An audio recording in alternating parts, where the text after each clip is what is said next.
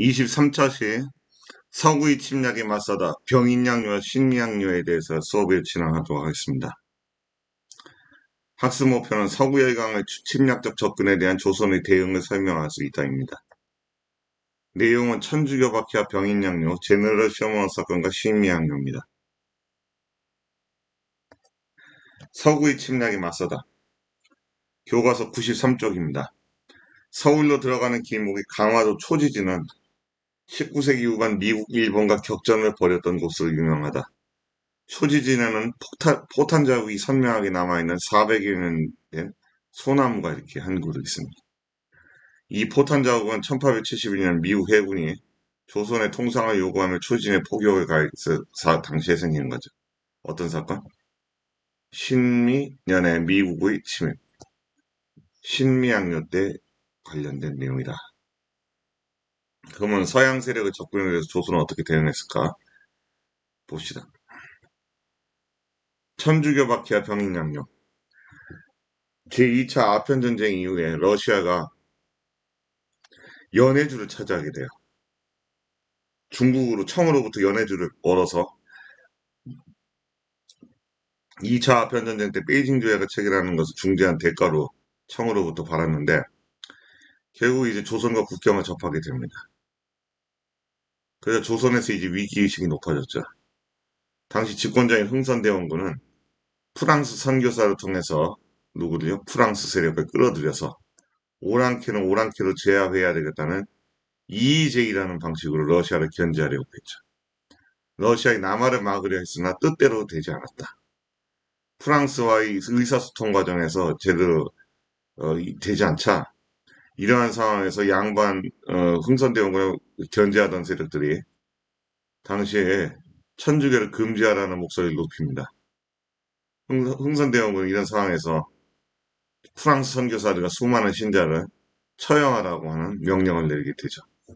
이에 따라서 국내에 잠입해서 몰래 들어와 천주교 포교를 하던 프랑스 선교사 9명과 조선인 천주교 신자 8천여 명이 학살당하는 이른바 병인박해가 일어났습니다. 천주교에 대한 박해를 구실로 병인박해를 구실로 프랑스가 자국의 신부들이 살해당했다는 소식을 알게 돼요. 조선에서 탈출한 리델이라는 프랑스 신부가 베이징에 있는 프랑스 공사관에 연락을 했죠. 그래서 프랑스가 이 사실을 알게 돼서 극동함대의 로주제록을 보내서 조선의 문호 개방을 요구하면서 강화도를 공격을 합니다. 프랑스군의 공격이었어요. 이게 1866년에 병인양요. 병인 박해가 원인이 돼서 병인양요라는 결과를 가져온 사건이죠. 프랑스군은 갑곶진에 상륙한 뒤 강화부를 점령하여 재물을 약탈하고 조선인들을 살해했다. 이에 맞서 문수산성에서 한성군 부대가 전투를 벌였고 그래서 프랑스군은 이겼고요. 삼낭성, 이 정족산성하고 같은 말이에요. 여기서 양원수 부대가 매복하다가 프랑스군은 공격을 해서 대승을 거둡니다.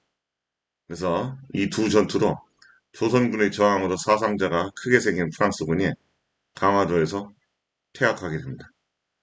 이들이 퇴학하면서 강화도의 중요 시설을 파괴하고요. 외교장각에 보관하고 있던 의궤를 비롯한 문화재를 약탈해 갔다는 것을 알고 계셔야 돼요.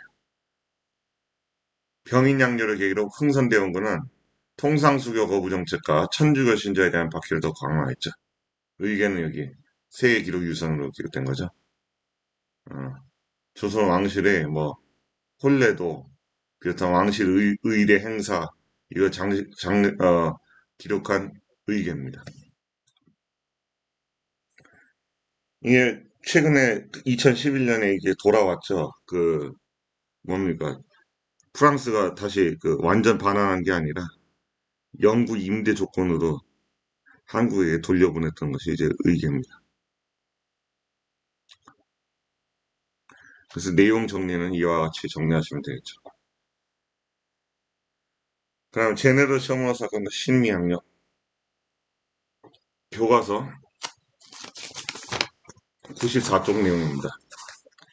1866년 대포로 무장한 미국 상선 제너럴 셔머너가 대동강을 거슬러 평양까지 들어와 조선의 통상을 요구했습니다. 제너럴 셔머너, 미국 배. 미국 상선이에요. 상업에 활용하는 배 상선이라고 하죠. 군함이 아니라 상선입니다. 근데 상선에도 대포를 갖고 다녔어요. 당시 평안도 관찰사였던 박규수는 제네럴 시어머너에다가 박규수 나왔었죠, 전에. 바로 삼정 이정청을 건의했던 그 박규수입니다. 식량 땔감을 제공하여 물러가기를 요구했다. 그러나 선원들은 조선의 관리를 감금하고 횡포를 부리고 이에 분노한 평양 관민이 제너럴 시어머너를 불태워서 침몰시켰어요. 이 사건이 제너럴 시어머너 사건입니다. 1866년에 일어났죠.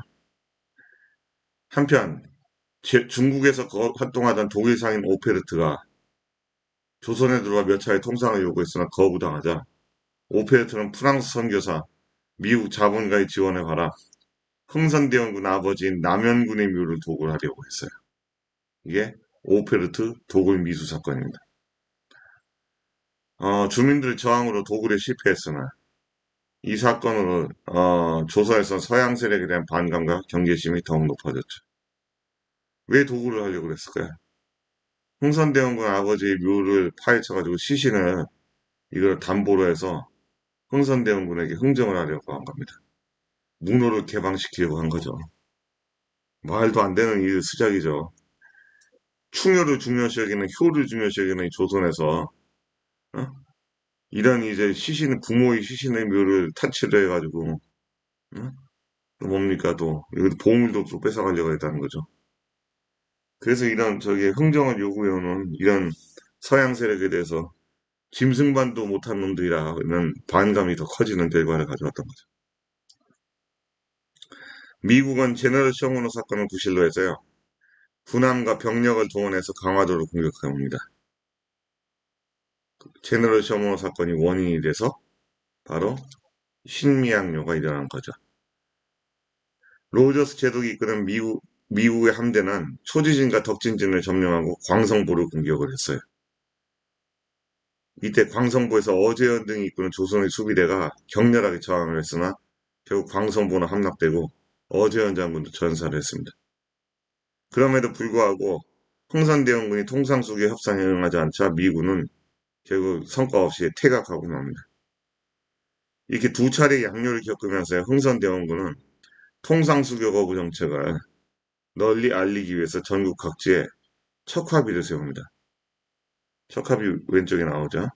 서양 오랑캐가 침범했을 때 화친나 싸우지 않고 화친하는 것은 나라를 파는 것이다. 양이 침범, 그 다음에 비전즉화, 주화매국 이렇게 써 있어요. 그래서 흥선대원군이 통상수교 거부 의지를 밝히며 전국 각지에 세운 비석이다. 이러한 흥선대원군의 대외 정책은 서양 세력의 침략을 일시적으로 막았어요. 그런데 한계점이 조선이 자주적으로 능동적으로 근대화할 수 있는 계기를 마련하지 못했다. 이거 지연시켰다라는 부정적인 평가를 받습니다. 외세의 침략을 막았다는 점에서는 일시적으로 긍정적으로 할 수 있으나 흥선대원군이 통상수교 거부 정책을 하지 않고 좀 더 다른 방향으로 외세들과 협상을 하고 서양의 문물을 수용하고 조선의 자강을 깨했다면 또 다른 결과가 나오지 않았을까 할 수가 있는 생각할 수가 있겠죠. 그 사진과 그림으로 보는 외세의 접근. 그 순서가요. 병인 박해가 먼저 일어났죠. 병인 박해. 그 다음에 제너럴 시어머너 사건이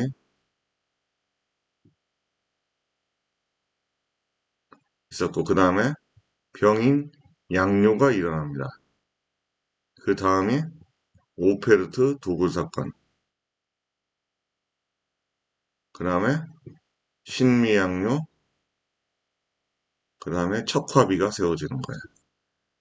그래서 병제, 병오, 신척. 병제, 병오, 신척이라고 이해하면 되겠죠. 제너럴 시어머너 사건, 병인 양요 우승, 홍선대원군 아버지 남현군묘 도굴. 우리나라 최고의, 최초가 아니라 최고의 풍수지리설로 봤을 때 가장 좋은 명당이라고 평가받는 곳이기도 했어요. 이 사건으로 어디가요? 남현군묘가. 이 사건은 흥선대원군 서양 세력에 강경한 태도를 취하게 되고 여기 심리학년 때 미국이 약탈한 숫자기. 2007년에 장기 임대 조건으로 한국에 들어왔는데 미국에 걸어놓은 미군들 심리학년 때 미군은 강화도에 광성보를 함락하고 어제현 장군은 이 숫자 장수 숫자 기를 장군기인데 이거를 전리품으로 가져갔다 이거죠. 미 해군 박물관에서 미 해군 사관학교 박물관에 전시되어 있다가 2007년에 돌아왔습니다. 제너럴 쇼먼 사건과 심리학력 이렇게 정리해 보면 되겠죠. 전개 과정, 전개, 원인 전개 결과. 통사수교 정책의 강화.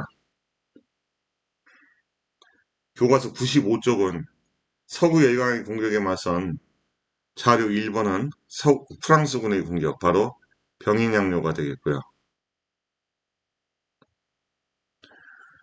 자료 2번은 미군의 공격, 오른쪽은 미군의 공격, 신미양요가 되겠죠. 상황이.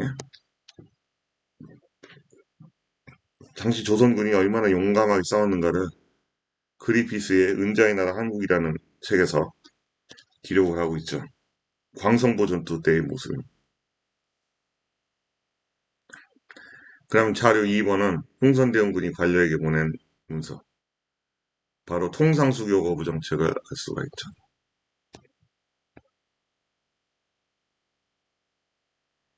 척화비 걸림 내용도 있죠.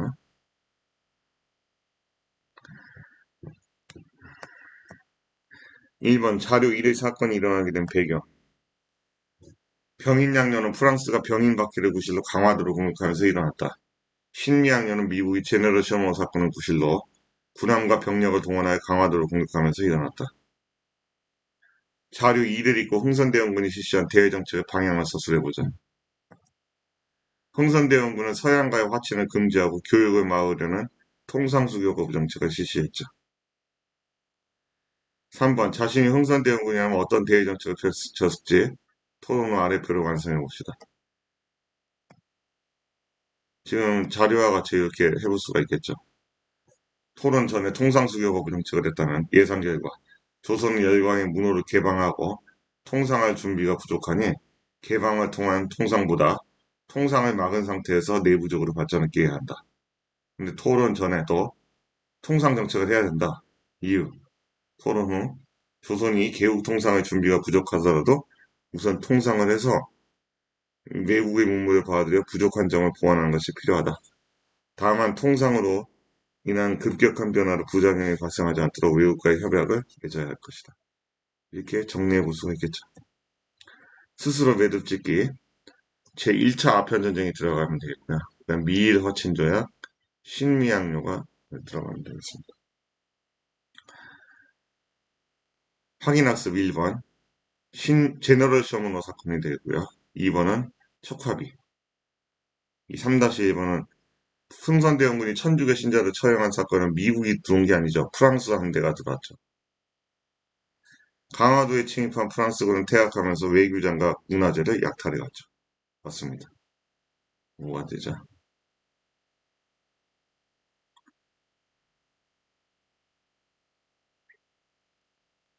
33차시 학습지 33차시를 보겠습니다. 왕실의 권위를 높이기 위해서 흥선대원군은 임진왜란 때 불탄 경복궁을 중건하려고 하였죠. 그 다음에 2번은 서원이 되겠죠. 개념정리 1번 천주교 박해 러시아를 견제하려던 흥선대원군이 그 다음에 2번 한성군 부대가 되겠습니다. 그 다음에 프랑스가 병인 박해를 구실로 강화도를 침범하자. 그런 거죠. 그 다음에 이제 심리학력 1번 미국이 제너럴 셔먼호 사건 구실로 강화도에 포격을 올렸다. 4번은 어제현 장군이 끝까지 싸웠다.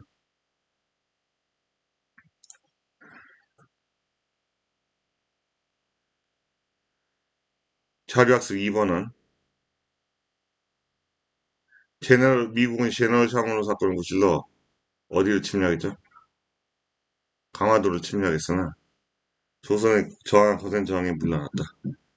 흥선대원군 두 차례 양렬을 겪은 후 통상수교 거부 정책을 널리 알리기 위해서 척화비를 전국에 세웠죠. 네, 네. 형성평가 1번. 1-1번. 병인양요 때 퇴화하던 프랑스군은 외교장각에 보관하고 있던 의계를 약탈했죠. 서울에 규장각이 있죠. 그 정조가 세웠던 규장각, 왕실 도서관.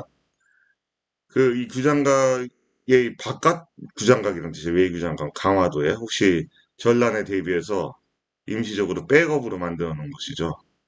그래서 이런 중요한 왕실 도서관 규장각을 약탈해 갔다 이거죠.